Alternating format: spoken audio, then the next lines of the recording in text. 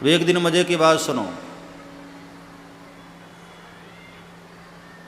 ब्रह्मा जी भगवान नारायण के पास गए और नारायण ने उनको वत्स कहकर पुकारा तो ब्रह्मा को बड़ा बुरा लग गया।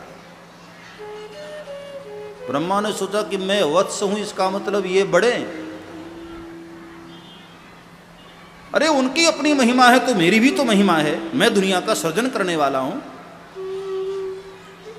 दोनों में बहस शुरू हो गई, लड़ने लग गए दोनों, ब्रह्मा और विष्णु, कि मैं बड़ा कि मैं बड़ा। ब्रह्मा जी ने कहा कि मैं सर्जन करता हूं इसलिए मैं बड़ा। भगवान विष्णु ने कहा मैं दुनिया का पालन करता हूं इसलिए मैं बड़ा। अरे बोले मैं सर्जन ही नहीं करूंगा तो तुम पालन किसका करोगे? मैं दुनिया बनाऊं ही ना तो तुम पालोगे किसको? भगवान विष्णु ने कहा मैं पालन ही न करूं तो तुम्हारी दुनिया बचेगी कैसे? दोनों में भयंकर युद्ध हुआ, ऐसी लड़ाई छिड़ी।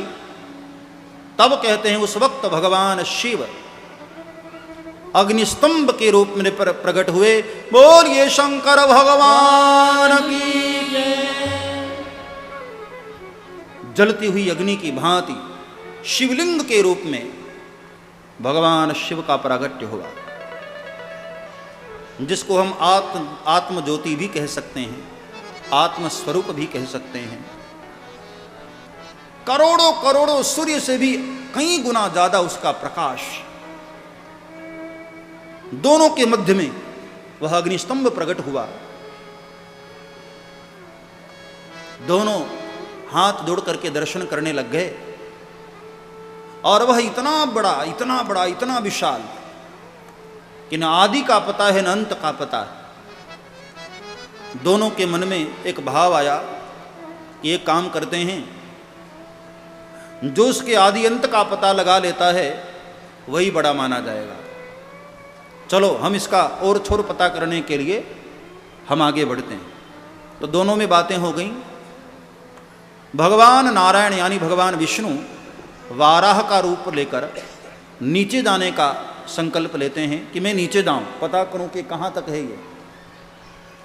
ब्रह्मा जी ने कहा ठीक है, मैं हंस रूप लेकर के मैं ऊपर जाता हूं। कहते हैं कई लाख वर्षों तक ब्रह्मा जी हंस बनकर उड़ते रहे, लेकिन उस अग्निस्तंभ के अंत का पता न कर पाए। इधर वाराह बनकर के भगवान विष्णु उसके नीचे जाते रहे, कई लाख वर्षों तक नीचे जाते रहे, अंत का पता नहीं चला। भगवान नारायण समझ गए ये तो अनादि, इस चक्कर में मुझे फंसना नहीं है, और इसलिए तुरंत ऊपर आकर के प्रणाम करते हैं।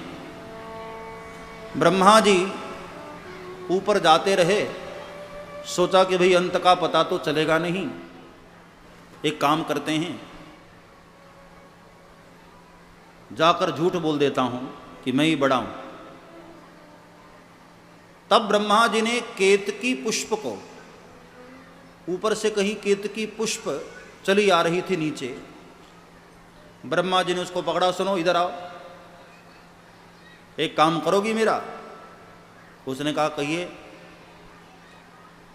बोले नीचे चलते हैं और वहां भगवान नारायण होंगे, मैं उनसे कहूंगा कि मैं इस शिवलिंग के, इस अग्नि ज्योति स्वरूप के अंत का पता करके मैं आ रहा हूं, तो तुम मेरे साथ झूठ बोल देना कि हां मैंने देखा है, क्योंकि मैं भी वहीं से आ रही हूं। बदले में मैं तुमको जो चाहोगे मैं तुमको दूंगा। केतकी पुष्प ने कहा कि ठीक है। दोनों आए और नारायण को कहा कि क्यों, आपने आदि का पता किया क्या? भगवान नारायण ने मुस्कुराकर कहा पितामह, मैं कैसे पता कर सकता हूं, थोड़ा प्रयास जरूर किया था नीचे जाने का, लेकिन मैं समझ गया कि इनका कोई आदि नहीं, ये तो अनादि।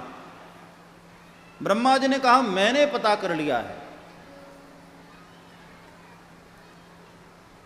जो दूसरा ऊपर का भाग था वो मैं देखकर आ रहा हूं। भगवान नारायण मुस्कुराए, ऐसा कैसे हो सकता है? बोले हाँ, आपको भरोसा ना हो तो केतकी पुष्प से पूछ लो, ये भी तो देख रही थी। केतकी पुष्प ने झूठ बोल दिया।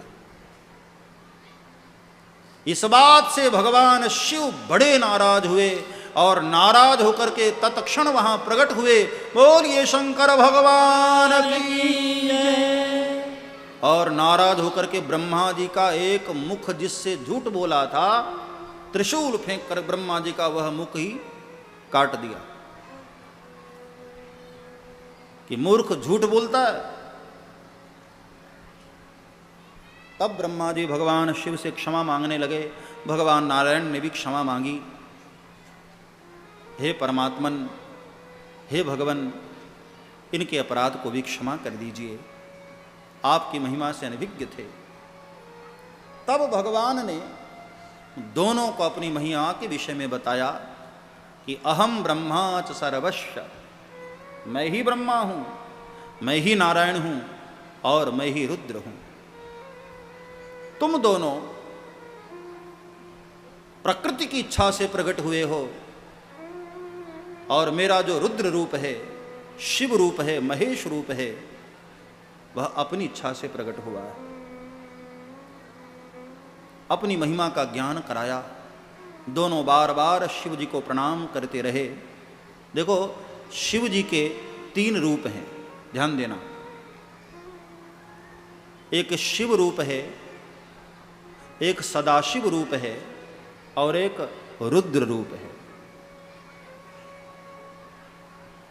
सदाशिव रूप से भगवान काशी में निवास करते हैं। काशी में कौन है? सांब सदाशिव।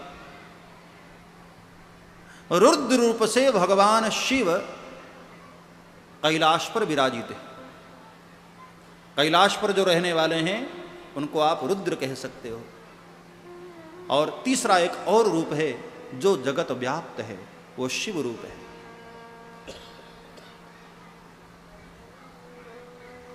ईश्वर सर्वभूतानां, सारे जगत में जो भी कुछ स्थावर जंगल प्रपंच दिखाई दे रहा है वो सब शिव रूप है। इसलिए तो कहते हैं ना, कंकर कंकर शंकर है। सारा जगत शिव रूप है। जैसे भगवान कृष्ण 3 रूपों में रहते हैं। एक वो जो किशोरी राधा जी के साथ नित्य निकुंज में निवास करते हैं। एक वो जो पूरे 84 कोस में गायों को लेकर के चराते रहते हैं, भ्रमण करते रहते हैं। और एक वो जो वृंदावन की बाउंड्री को छोड़कर कहीं बाहर जाते ही नहीं, वहीं उसी के भीतर ही रहते हैं, वृंदावन के भीतर। ऐसे ही भगवान शंकर के भी 3 रूप हैं, सदाशिव रूप, रुद्र रूप और शिव रूप। इस प्रकार भगवान शिव उन दोनों को आत्मस्वरूप का बोध कराकर सर्जन और पालन की जिम्मेदारी देकर अंतर्ध्यान होते हैं। और दोनों को प्रणाम करने के बाद एक दिन ब्रह्मा जी के भ्रुकुटी से भगवान रुद्र का प्रागट्य हुआ और दुनिया की सृष्टि आगे बढ़ी। वह कथा सुनाई। सब्सक्राइब करें श्री चिन्मयानंद बापू जी के YouTube चैनल को और हमारे वीडियोस को सबसे पहले देखने के लिए बेल आइकॉन को दबाना न भूलें।